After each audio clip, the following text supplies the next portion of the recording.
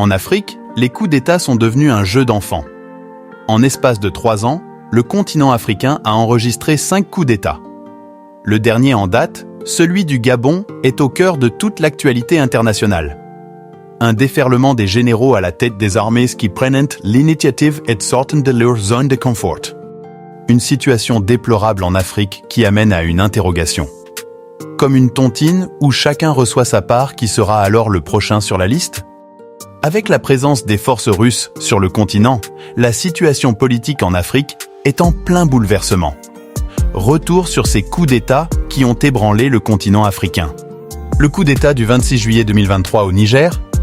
Au Niger, à l'orée du 26 juillet, des militaires de la garde présidentielle retiennent le président nigérien Mohamed Bazoum, élu démocratiquement en 2021.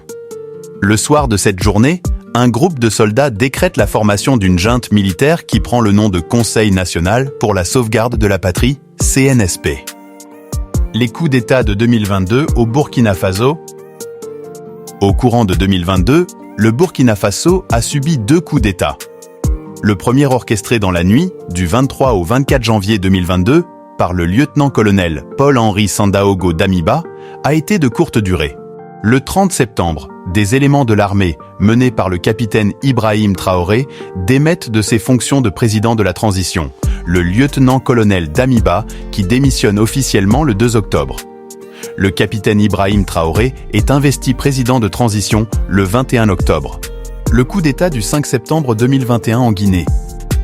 Au matin du 5 septembre 2021, des tirs à l'arme lourde sont entendus dans la capitale Conakry.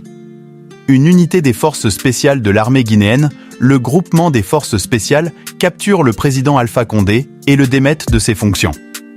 Le 1er octobre 2021, le chef de la junte, le colonel Mamadi Doumbouya, est investi président de la transition. Le coup d'État du 24 mai 2021 au Mali. Le 24 mai 2021, un coup d'État dans le coup d'État a lieu.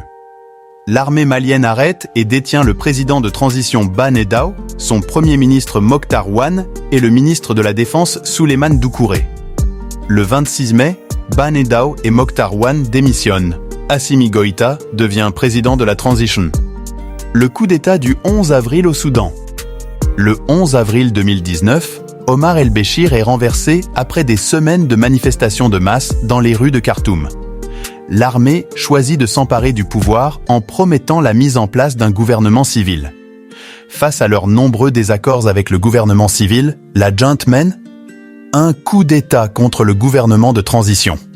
Le 6 avril 2023, la junte nomme un nouveau gouvernement de civils sans premier ministre. Dis-moi en commentaire à qui le tour. Et dis-moi comment faut éviter et pourquoi.